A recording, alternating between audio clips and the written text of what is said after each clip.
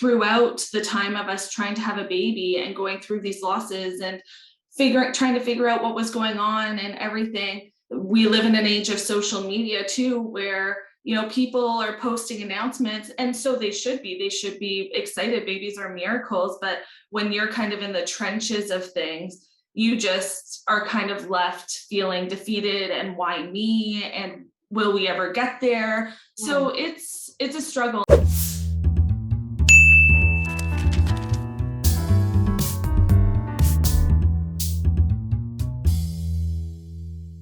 What's up, Coronation? Welcome to another episode of Coin for Thought. Today we have Meghan on the show, and Meghan's going to be talking about something that seems to be really prevalent in our society right now, which is the whole process of infertility and having a baby and going through the struggles of having a baby. So thank you so much for coming on the show, Meghan, and sharing your story. Yeah, thanks for having me. Yeah. It's nice to be here. Yeah. So I feel like infertility or trying to have a baby and not having it kind of come on the first go is something that we're hearing about more and more lately. And I don't know if it's the stress that women are going through or what they're doing, or something in the air, or something in the water, or something in the diet, or, something genetic. And it's something that seems, doctors seem to not be able to tell us why this is something that happens so easily for some women and doesn't happen for other women. People are also getting married a lot later, so that could be a factor. But, I really wanted to chat about your story and have you share your story, because your story is a success story. And it's so important to be able to not just look at the successful part, but really the journey of how you came to where you are now, and really talk through the ups and downs, because the process in itself really damages a lot of relationships. And there's a lot of relationships right now that are on the brink, or, people getting divorced because this is a challenge that they just can't overcome together. So tell me about, the first time you and your husband decided that you guys were going to have a baby, and let's start from there. Yeah, for sure. So you're completely right. It's something that I feel like people are more openly talking about now, which is amazing. There's more resources out there for women and couples going through this. So like you said, I don't know if it's a matter of age and genetics and stress and work, and a mix of, people are just being more open about it, which for couples that are struggling to have a baby, or people that are struggling to have a baby, it makes it a bit more of you don't feel as alone as I can imagine people did in the past, because there are the resources. But my husband and I, we've been together. We were high school sweethearts. So we got together when I think I was 16, he was 19. Mm-hmm. So kind of been through all life stages together. And then 3 years ago, we got married. And when we got married, we said, okay, we just want to take the year to ourselves and just kind of soak up. We had a couple trips planned, and I had started a new job and everything. So we just really wanted to take the year to soak up just being married and newlywed life. And then a year later, we said, okay, let's start trying to have a family. And 3 months went by, and we got the positive test, which was so exciting because actually my gran had just passed away. So it was really happy news in a really sad time. And so totally no thought about it, anything. And 3 months, and we got pregnant, and then we miscarried at 7 weeks shortly after that. So that was kind of our first experience. We got pregnant pretty quickly, and then we miscarried pretty quickly. What was the miscarriage process like? How did you know that you were miscarrying? For people that don't, you hear about all these stories about what it's like to miscarry, but what was that experience for you? It's so funny because now I look back and how naive I was going into it, because actually I was at work and I had some spotting, and it's very common for pregnant women in the first couple of weeks to have what's called implantation bleeding. Okay. So, you know, you kind of try to calm yourself down, and you're like, this is what it is. And that kind of started earlier on in the week, and then it kept going. And so I called my doctor, and she brought me in, and she said, you know, I'm confident it's implantation bleeding, so we'll just have to see how it goes.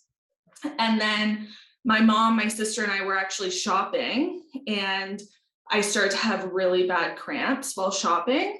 And then in your head, you're just trying to like calm yourself down. You're like, it's fine, it's fine, it's fine. And then I actually got back to my sister's house and fully went into the miscarriage process. So that's the other thing too that I've learned throughout this whole 2.5 years of going through this is there are so many different types of miscarriages. So you have your first trimester miscarriages, which happen kind of earlier on by themselves. You have, you know, missed miscarriages, you have ectopic pregnancies, you have so many different kinds of losses. So that was just, the first miscarriage was kind of your typical common miscarriage where you're earlier on in your pregnancy and you know something isn't right chromosomally, or you know something might be off with you, or you know there's so many reasons why. But after that miscarriage, it was just one of the typical miscarriages, and we just held on to the fact that 1 in 4 couples lose their baby. And so then we just tried to kind of soldier forward after processing that. So you kind of just chalked it up to like an anomaly, a really bad situation. Yeah. And you kept trying and tried to get back on the horse and was like, this is crappy. This never should have happened to me, but it did. And let's keep trying again. And let's try to have our baby. So, so you're soldiering through, and then what? So we found out we were pregnant in October, we miscarried in November. And then it's so funny, once you get, it's different for everybody, but once you get into, for us, the trying stage of it, it was just like, okay, pick ourselves up. We just want this more than anything and continue forward. So then, you know, the process of that miscarriage was pretty easy in terms of we didn't need any intervention. We didn't need any medication. So next cycle, we started trying again and we got pregnant right away. So then in our minds, you know, it's okay, we were able to get pregnant. This is when it's going to be different. You know, we're going to be okay. And that pregnancy was going really well. No issues at all. And we had gone on a trip, and you know, everything was looking good. And I was about 10 weeks in, and same thing, I'm sitting in a meeting, I start to have lower back pain, no bleeding, no anything. And just coming off a miscarriage, you're automatically easily triggered with it. And so I called my doctor right away. She said, okay, come in, we'll get you in for an ultrasound. Got us in for an ultrasound, and there was no heartbeat. So that is what's called a missed miscarriage. So yes, I was 10 weeks pregnant, but the fetus was the size of an 8-week-old baby. So my body just hadn't recognized that there had been. Women are given kind of 3 options. One is to let it process on its own. 2 is medication to expedite the process. And 3 is a D&C. So just a procedure that kind of gets everything out. And we decided that we just wanted this to be over. So then I went in for a D&C that night. Okay. So that was the second one. How did the second one make you feel? That one honestly was probably the hardest on us. We thought that, like I was kind of saying, you know, we had gotten past the first one, crappy luck, whatever. And then we got pregnant right away. And one of my best friends was actually pregnant at the same time. And we were due 10 days apart, and it was really exciting. And, we made it to 10 weeks and no issues at all. So we were really blindsided by that.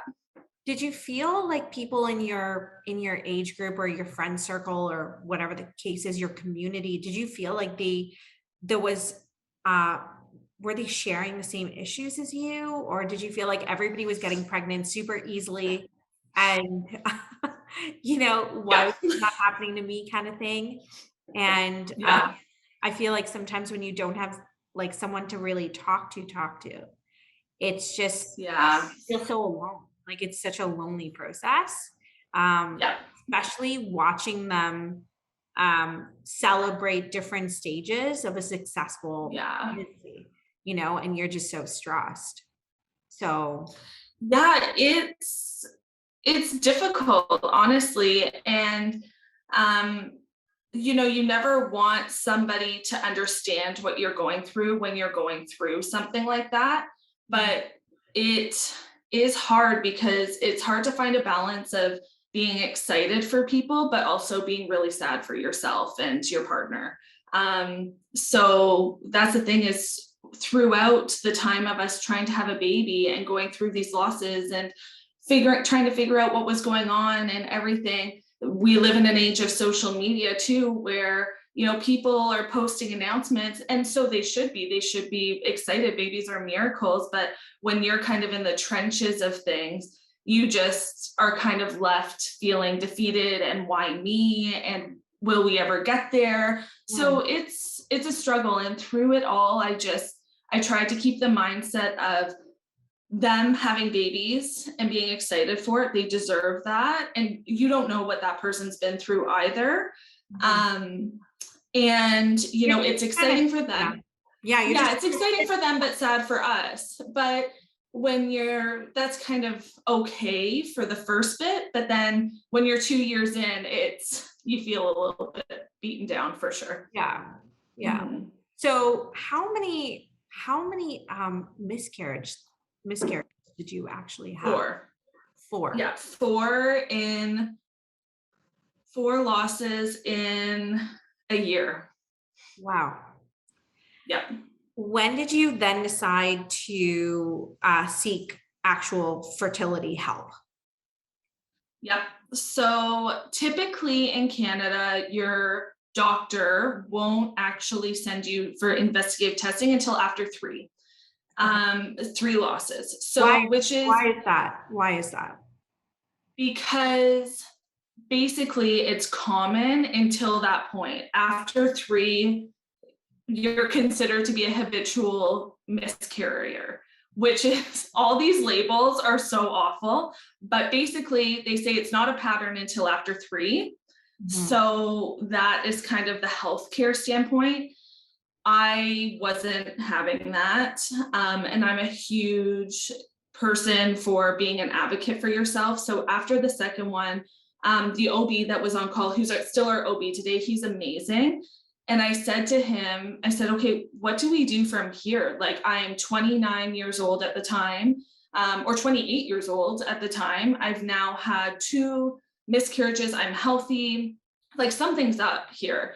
And he said, well, typically, he kind of gives me the whole spiel. Typically, we don't send a woman to a fertility clinic or couples to fertility clinics until after 3. But I hear you, I'll put the referral in for you. So he actually understood where we were coming from, and he did put the referral in for us right away, which was awesome, because clinics in Ontario are also between, depending on where you're going, can be up to 6 or 9 months wait times.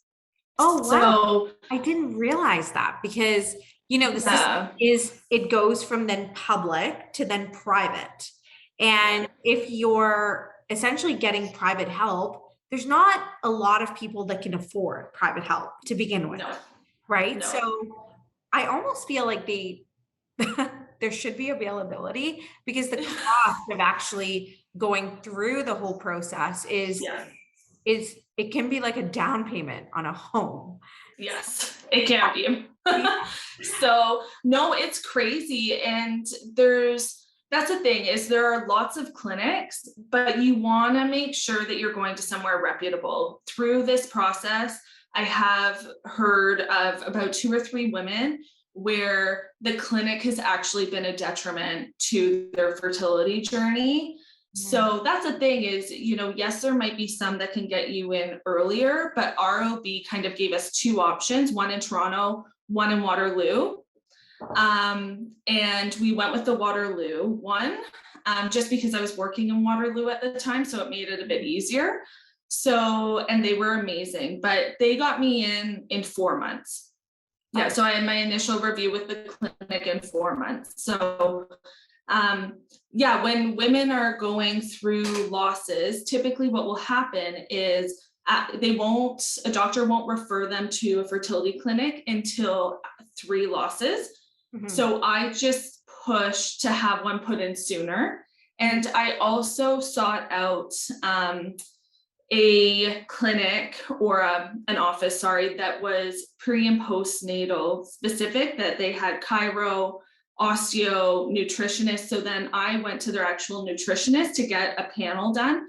And there were some red flags right in my initial panel to why there could have been complications. So that's one thing that I'm a huge advocate for now, is anybody who kind of tells me that, okay, we're thinking of starting a family, I say, get a blood panel done. Just ask your doctor for it. It will tell you if you're deficient in certain things that could, sometimes it's just little tweaks that need to be made. What did you find for you? So, what did you find was an issue for you that came back in your blood panel that you were like, whoa, I didn't know that this was, a flag, and now it is? Yep. So there were, in my initial blood panel, there were 3 main things that were off. The biggest one being progesterone.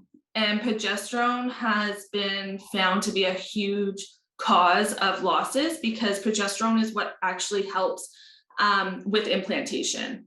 So if you don't have a significant rise in progesterone, then the embryo can't actually implant into the uterus. So my progesterone was low. I was vitamin D deficient, and I had deficiency in B12. So all of those things together, those were kind of the initial findings. And, I kind of look back, and if I had known that I had low progesterone, that's something that's so easily fixable. That's something that I'll just have to live with for the rest of my life, is what if, right? So that's why I kind of say, just get the blood panel done, and, just make sure that everything is kind of where it should be, if you're thinking about starting to try for a family. What was that first meeting like, your initial consultation? Because even though you want to have a baby, like there's this huge looming issue of cost, because it is so expensive. And the problem is that, it's almost tiered in this weird way, because you go through the first process, there's a cost to that. There's extras that you have to sort of pay for. If things don't work, then there's further costs that you have to sort of incur. What was your first consultation like, discussing the process and the cost of it? Yeah, so at the point where we first sought out advice was with the naturopath. And, she said the panel's going to be about $450.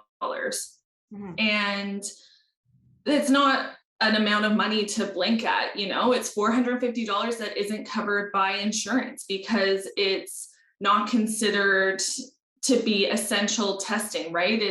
It's elective. So that was kind of the first bill that we had, where we were like, okay, it's $450, but let's just do it. Let's just figure it out. Because when we got into this situation, you're almost looking for there to be something wrong, so that you can say, okay, this is what it was. It wasn't that, there's something totally wrong with me, or it wasn't something I ate, or it wasn't a workout I did, or anything like that. We just wanted to see if there was any sort of red flags that we could chalk the losses up to. So that was our first consultation. And honestly, we've had such amazing support when it comes from OBs and our GP and naturopaths and chiro and all these different other paramedical services. But the empathy is there, but that was, when I look back at it, that was kind of our first bill was, okay, that just initial blood panel, which was $450. I'm like, that's not cheap. Yeah. For just a blood panel that could easily have come back and said, oh no, everything's fine. Yeah. I feel like it's very common for people to kind of look at that. They want to see a problem because then if there's a problem there, they can fix it. But you know, if things are okay, it's harder to swallow because then you're like, you're still in that weird stage where you're like, okay, if everything is okay and they're not finding anything, why is this happening to me? Why am I not normal? Yes, exactly. Yeah. So you're almost looking for an issue. So the whole process now for you specifically, how much did it cost for you and your family, and how did you work on budgeting these costs? Because it's you know, it's essentially after tax money that you're paying. You know, it's things that are, it's kind of like, I guess, emergency because they come up and you have to make decisions so quickly and you're like, oh my God, now I have to go into this process. I need these drugs and this is what it is. So it's completely unexpected what you have to pay. And all of it is just so expensive. And how did you kind of work through budgeting for the expenses you had, and what were the expenses that you sort of, you personally dealt with? Yeah, and it's so tough because once you're in it, you'll do anything, right? So you're just like, you kind of get to a point where you're not even batting an eye at what you're paying for. So, and there's so many other unexpected costs to it, right? So, you know, we had our first 2 losses and then we started seeking out some help and everything. And then we got in at the clinic and we experienced 2 more losses and some more investigative testing. And, you know, along with the fertility costs of investigative testing and procedures and everything like that, we also wanted to make sure that we were taking care of our well-being and kind of our health as well, right? Like I was being poked and prodded every day, and it's costs like, okay, if I'm driving from where we live in Guelph to Waterloo every day, that's 2 tanks of gas a week, and then parking. And then, you know, it's early morning, so you're getting breakfast on the way. And then you want to make sure that mentally you're taking care of yourself. So then you're seeking out therapy, and then you're seeking out supplements. And it's just, it adds up, and it's not necessarily what was a huge shock for me. And I think what kind of really impacted us financially was those additional costs of, okay, well, massage and acupuncture and chiropractor and nutritionists and therapists and at appointments. And it's we didn't have a budget when we first started because we were just taking it out of. How could you even? You honestly can't. We couldn't. And it was honestly just, I feel like we were flying by the seat of our pants. And it wasn't until we did 2 IUIs this past February and March. So IUI is intrauterine insemination. So it's basically a tracked medicated cycle, and it's usually a step before IVF. So it wasn't until then, because each procedure with the medications and everything is between $3,000 and $4,000, that we had to take a really hard look at where's this money going to come from. So luckily my husband is a saver, so we did have savings, but we, you know, our savings were rebuilding from that, which is really hard. So, and a lot of couples, you know, they're remortgaging their homes, or they're taking out lineups of credit, or they're loaning money from their parents, because you can't really budget for it. And once you get in it, you just want it more than anything. I went to this, my husband and I really wanted to adopt, and this was after we had our twins. And I didn't want to have another pregnancy because it was just my initial pregnancy was very, very hard on my body. But Okay. so we went to this meeting where they're educating people on adoption. And we walked into the room, and obviously we already have 2 kids at home. Mhm. And we walked into a room with maybe about 15 couples who were completely broken. They had spent Yeah. literally all their life savings, on going through the regular trying process that's natural Mhm. in your bedroom, and then moving through the medical process, which is Yeah. can be very, very automated. And even a friend of mine was telling me she was exhausted. It took the romance out of 100%. being together. And that was something that was very unexpected, because the joys of actually the fun part of having a baby and being together and connecting in like a Yeah, positive the excitement is just stripped away, and it becomes very mechanical. Have sex yeah. at this time, you're ovulating at this time. Oh, can you help me put my drugs in, or help me put my needles in, or whatever, Yep. the whole process.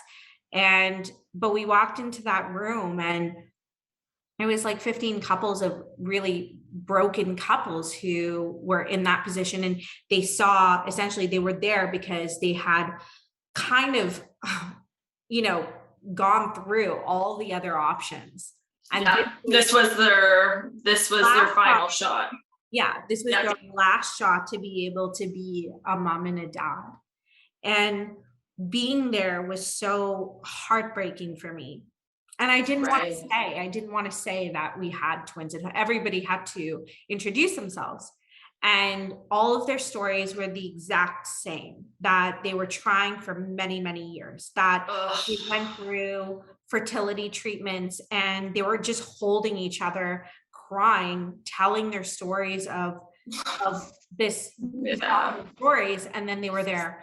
So, what made you, because there's a lot of people who, when they have babies very, very easily, and they hear about women going through this process, and it's a torturous process. You feel like a guinea pig. You feel like almost. You feel like you're prodded and you're pumped, and you feel like a lab rat. Literally, you're just being poked and prodded, and it's insane. You literally feel like a lab rat. I remember like the 1 week we had been through so many tests, and my arms were just bruised from blood work. And I'm like, but yes, it's demoralizing. It really is. So what made you choose to go through that process, put your body through that process? What made you come together as a couple and decide, like, oh my gosh, this is what I'm going to do? Versus, say, for example, just signing up for an adoption process and paying as much money or maybe less money to be able to either go international or private or whatever the case is, or even through the system, get a child for free. Yeah. And honestly, those are some of the biggest decisions a couple has to make. And what was really hard for us, and I think one of my regrets through this whole process, is when my husband and I got married. We had the conversation, we went through kind of like a marriage questionnaire therapy session that were just the hard questions of life. Like, what happens if we lose our job? How do we support each other through financial strain? What happens if our child has a disability? What happens if we can't have kids? Like, all of these decisions are so huge to make as a couple. And when my husband and I were getting married, we had the conversation of, we love each other and we're happy, the 2 of us. So yeah, we want kids, but if we can't have them on our own, then we're good with it just being the 2 of us. And then fast forward a year later of being married, and we're starting to have a family, trying to start a family. and it's not happening and it's not working. And it was almost like I flipped a switch, but my husband hadn't had the chance to catch up with me yet. So I almost made the decision for us before actually making sure that he was comfortable and he was okay. So I would say that was one of my huge regrets about the whole thing, is because it's happening to you, right? Or you feel like it's happening to you, where I'm the one that's going through the pregnancies and the miscarriages and the testing, because typically men don't get tested until later on, and we didn't have a problem getting pregnant. So why would he need to be tested, right? So and their process is easier too. They're testing everything that they go through. It's like nothing. They have the easiest job, honestly. It's so, anyways, I would say to get to that decision, so we had said when we were first getting married, like, no IVF, no adoption, no surrogacy. This is either going to happen or it's not. And then we get into it, and it's, we're running into issues, and finally we kind of caught up on, okay, what are our options here? And our whole thing, and this is not the case for many couples, is we didn't have a problem getting pregnant. Whereas so many times it's the issue of getting pregnant. So I can't even imagine that frustration of not even getting there, right? So we just knew we could get pregnant. So that was the hard part. For many couples, they can't even get pregnant.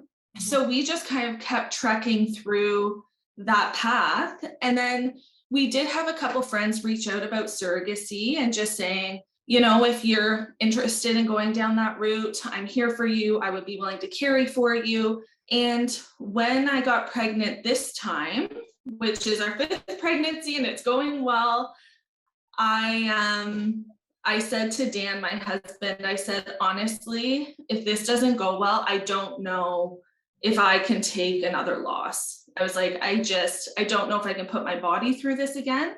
So we just, we were of the mindset that surrogacy and adoption for now were off the table for us. Okay. And it's so expensive.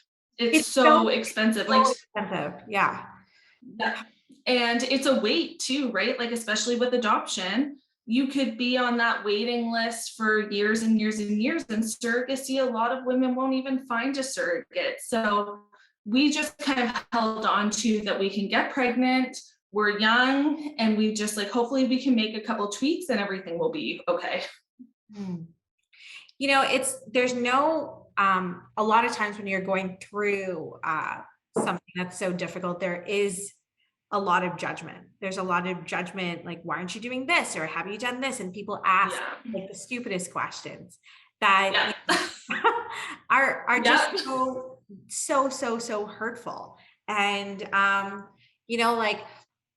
I remember being in a group setting with a woman that I knew who was really struggling to get pregnant.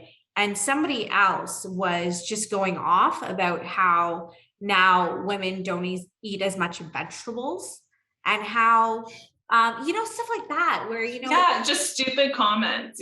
Stupid comments and the ignorance. And the truth is, even though you're speaking to doctors all the time, sometimes you don't even know why you're not getting pregnant, even after so much testing. So to be able to turn around and, in a conversation, just say things like, oh, you go on vacation and it will happen. Yes. Or get drunk and, have a good time, or just relax and stop thinking about it. Or, maybe you should explore some more effective sexual positions, or, things like that, So honestly, and you know what, we have an amazing support circle, but like I was saying before, it's impossible to know what it feels like until you're there. And I had, a person in my life, and she said, she's very spiritual, which I can appreciate. And she said, reproduction is directly linked to the energy in your body and control issues. and reproduction is directly related to control and, you know, OCD compulsions and everything. And I was like, thanks, that's the least helpful thing. Basically, you're telling me that I'm miscarrying because I have control issues. But if I let those go, everything will be fine. And it's, yeah, people, I would say 90% of our group around us, our family and friends, are so supportive. But of course, there's going to be the comments of, oh, at least you can get pregnant. You know, that's the easy part. At least you can get pregnant. That was the frustrating one for us. What good is it? You know, like at the end of the day, you want to have a baby. So it's really frustrating when, even when you can get pregnant, like you don't know what your body is doing to not essentially keep the pregnancy or what's going on. So I just hate commentary like that. It's even from people that I guess love us, it can be really damaging. It can be really insensitive, and you know, it's hurtful because you're already beating yourself up over it when you shouldn't. And then when you go out into the world, these little comments just feed into your own personal trauma that you're kind of going through, you know? How did you find therapy, and how did you and Dan deal with this situation as individuals versus as a couple? So we had our first loss in November, and I sought out therapy after our fourth loss the following fall. And I think because, again, we were just in the trenches of trying to figure out what was going on, to soldier through and to just make it happen. And then come that September, we had just had our fourth loss, and we were taking a break because we were going to do some more investigative testing at the clinic. And I said, okay, well, I feel like I'm defeated at this point. I feel like I'm numb. I feel like Dan and I are on the same page anymore. You know, we were not dealing with it the same. Dan is, I always say, he's an annoyingly positive person, which is amazing. But sometimes you just need to feel what you need to feel. If I want to feel sad, if I want to feel frustrated, if I want to feel angry, then just let me feel how I need to feel. Whereas he is, you know, always the positive light in the conversation, which is amazing. But then me, I'm more emotional, and I need to talk and process and just deal with it. So I, one, felt so defeated on my own. And second of all, I felt like Dan and I weren't on the same page anymore. I feel like I wasn't healing. I feel like he was getting frustrated. We were we were financially strained at that point because we had put in so much money into testing. So we sought out therapy, which honestly was such a game changer, because I had gotten to the point where there had been so much that had happened. I didn't even know where to start with processing the past year. And I also needed Dan to understand how I was processing things, and vice versa. So I did a bunch of sessions myself to try to at least get me started. And then he came in for a few sessions so that we could both understand each other better on how we were processing things. Because that's the thing, no matter if it's fertility, job loss, family troubles, financial troubles, is everybody processes it differently, right? So the one thing that I feel like the two of us learned from that is there's no right or wrong way to process it, but you have to respect how the other person processes. So for him, that was just letting me feel what I needed to feel, lifting me up when I needed. And for him, that was giving him the space to actually process things. So although talk about it as much or communicate it as much, or it didn't look like it was hitting him, it really was. And like I was saying before too, when we kind of went from 0 to 100 with fertility issues, he hadn't caught up yet. So that was one thing where, I can't just go and make decisions for us because it's me it's happening to, in my view. I have to communicate and give him time to think about it. So therapy for us was almost learning about how each other deals with tough times and processes it. What was it like him watching through you going through this process and suffering through it and dealing with like, because a lot of the drugs or, all of the stuff that they're putting in your body, Yeah. it makes you sick, right? It Mhm. has negative effects on your health on a daily basis, and you still have to go to work because Yep. work is going to give you pay, which is then going to help Yep. you have a baby. So how was that for him watching you essentially go through this like very, very torturous process and while still having to live a normal life? Yeah, he honestly, I feel like any partner just feels very helpless. For him, he felt out of control. He felt helpless. He felt like he hated seeing me go through it. And the other thing is too is I've always wanted to be a mom, and I feel like I have a very natural maternal instinct. I love kids, I love babies. I'm the first person that goes to a party. I'm like, can I hold your baby? And you know what I mean? And he's just like, for him, he's like, there's no one who deserves to be a mom more than you. And I hate seeing that this is so tough on you. He just hated me going through it. Mhm. So I feel like there was a whole bunch of feelings where you add that your partner has to go through all of this, but then there's the stress part of it where it's like, is this going to happen? Is she going to be okay? Of it. So it's just honestly, it's a complete roller coaster of emotions. But I do think a big piece of coming out of it on top as a couple is being respectful of how each person processes things and communicating. Because, going through the process when we were kind of in a rough patch of, the excitement's taking out of it, I'm injecting myself with needles, we're timing intercourse. It's not sexy, it's not fun, it's so mechanical, it's so scientific. And it breaks so many couples. And when we were going through this and going through a rough time in our relationship, of course, an article pops up of fertility issues caused my husband and I to get divorced. Oh my I'm God. just like, well, this is interesting. And, the thought goes through your mind of what if we don't get through this together? And so many couples don't. And it's extremely sad. Yeah. So you're pregnant now, and this is huge because you're going to give Yes. birth at the end of this year, right? Yes. Yeah. So Yep.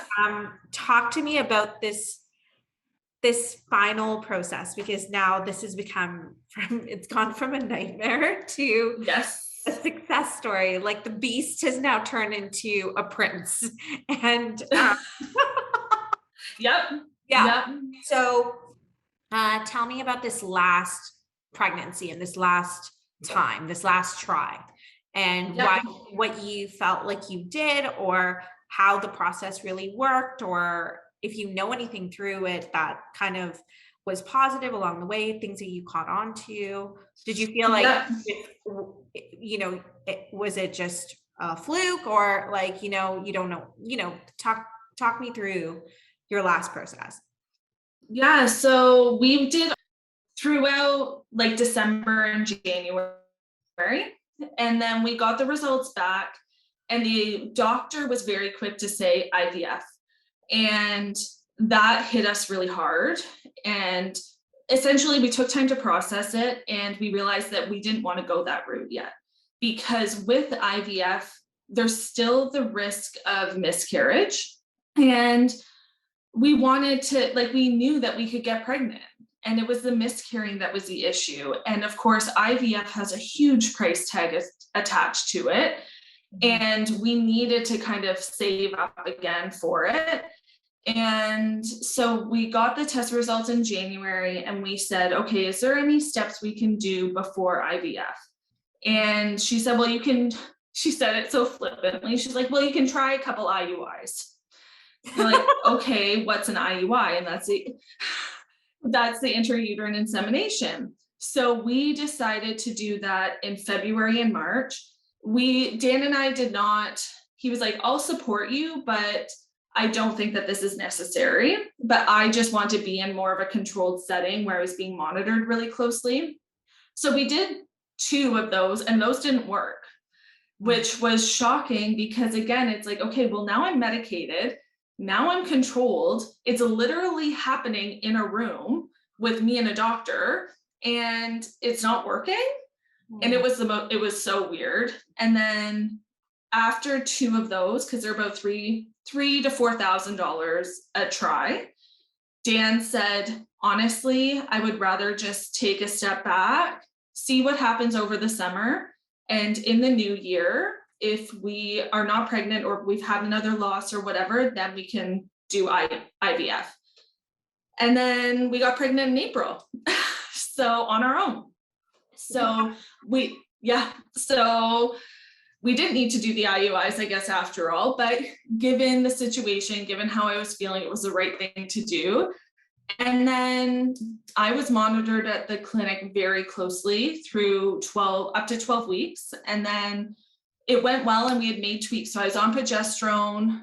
I was doing what's called Intralipid Infusions, which basically is an IV that helps calm your immune system. You know, I had an infection that I didn't know about. So we made sure that the infection was cleared and everything. So I was just really closely monitored through till 12 weeks. And then I graduated, is what they call it, graduated from the clinic at 13 weeks. And now we're 26 weeks along. But I think the one thing is for Dan and I, because we had already gone through so many losses, getting through this is still really hard. You know, like we know what it's like to lose a baby. And I was saying this to my therapist too, like the joy of pregnancy has kind of been taken away from us, especially that first trimester. I basically said to Dan, I was like, you just need to let me do what I want to do. If I want to sit on the couch, if I want to go, you know, up to the cottage, if I don't want to talk to you, like you're literally just going to have to put up with me to get through the first 12 weeks. And he did. He respected that. But again, I needed to communicate that. That's what I needed at that time, was to just do what I needed to do to get through those first 12 weeks. And he respected it. And he was really sensitive. And yes, he was probably frustrated with me, but it worked. And I was somewhat able to stay sane through those first 12 weeks. But that's the really hard part. You know, for couples, it doesn't end with a successful pregnancy, because you have so much history behind you that you kind of, as my therapist said, you need to fake it till you make it with the excitement, because, you know, it's going well and you just have to try to enjoy it as much as you can. So that's something that we're both trying to just hold on to. You know, we're 26 weeks along now, and knock on wood, everything seems to be going well, but I still don't think either of us will feel okay until she's here. So it's a girl. Yes, she's a girl. Yeah, which is awesome. So you're 26 weeks along, and that's quite a long time. I mean, are you comfortable, you know, having a shower? Are you comfortable celebrating now this pregnancy? Like, you know, kind of, obviously you're on edge, obviously, because of everything that happened to you. You know, you want to be able to make sure that this pregnancy, throughout the whole process, nothing happens. Are you comfortable setting up her room and all of that? And what kind of emotions does that kind of bring forth? Yeah, it's honestly really hard. I've come around to it now, but I remember when we got to about 14 or 15 weeks, and my sister was like, okay, let's set a date for the shower and everything. And I remember just like the panic set in of, oh my gosh, what if we plan this and we send out the invites and then we have to cancel it? And then, you know, I'm going to have to explain everything. And it's going to be almost more hurt because there was more excitement around it. So it's been hard, but I have worked with my therapist, and she said, you know, you literally have to fake it till you make it. Like, you know, talk about being excited about the pregnancy, go out and buy a couple things. But those are all things that literally took so much effort. And now it's getting a bit easier, and I have my shower, I guess, next weekend. And, you know, it's exciting and everything, but it's also just, yeah, we're just kind of holding our breath, but we are just trying to push ourselves to be excited for it. And we're so excited to be pregnant and everything. It's just like the build up, right? Yeah. So Yes. Well, yeah. I'm super excited for you because, you know, Thanks. we've talked about this before, and you know, we actually had a conversation about this before you got pregnant. And then I guess, like, when did you decide to tell everybody that you were pregnant? When did you officially announce this pregnancy? Honestly, because we had decided to be very open about it with our journey, we told people pretty early on. So I didn't announce it on social media or anything, but our inner circle, because they knew that we were going through IUIs and everything, they were always checking in, which is nice. And we had been open about everything before. So we basically told everybody once we had gotten the good blood work. So basically you want your pregnancy hormone to double every 48 hours. So it was doing that. And we got a 6-week ultrasound, and the heartbeat was there. So that was exciting. So then we started telling our close circle at that point. What? And then we announced it, I think, after we had graduated from the fertility clinic. Yeah. Okay. What are 3 tips, or, you know, just a couple of takeaways that you would like to say to someone who is in the thick of it? You know, they're trying and they're going through all this stuff. What would you say to them? The first thing would be to feel what you need to feel. There are so many emotions that come along with this, and they're all very valid. You know, there's going to be heartbreak, there's going to be sadness, there's going to be excitement, there's going to be hope. And all of those things are so valid. So my first thing would be feel what you need to feel. Second would be surround yourself with a really good support team. So whoever that is, it could be somebody that you work with, it could be somebody you've connected with through the journey, it could be your partner, your friend, whatever, but have a good support team surrounding you. And go with your gut. Like, if you feel like you want somebody to dig deeper into it, or you feel like there's an issue, or you feel like you need to advocate for yourself more, go with your gut. Yeah. Do you kind of feel like if you had gotten therapy earlier, it would have been more helpful to you throughout the process? Do you feel like if you're going through this, you should start off with therapy right off the bat? Yeah, I would say therapy. I'm a huge advocate for therapy in general. I would say making the time for it is hugely helpful. I wish we had done that earlier on, because like I said, when I sought it out, I didn't even know where to start. Like, that first therapy session, I was just like, here's the past year of my life. And I feel like maybe if I had processed things as we were going through them more, versus just, okay, loss, sweep it under the rug, move on, loss, sweep it under the rug, move on, then I would have maybe been able to handle all the emotions and the ups and downs that come a bit better. Well, Meghan, thank you so much for sharing your story. Your story is so incredible. And, you know, it's really brave for you to be able to share this. And I think that more women need to be talking about this, because this happens so much and no one really talks about it. And they always say that it's hard, but no one really knows what that means, right? So no one really knows the consequences of, you know, essentially what people have to go through when they're making these decisions, right? And it's important to educate people who are ignorant.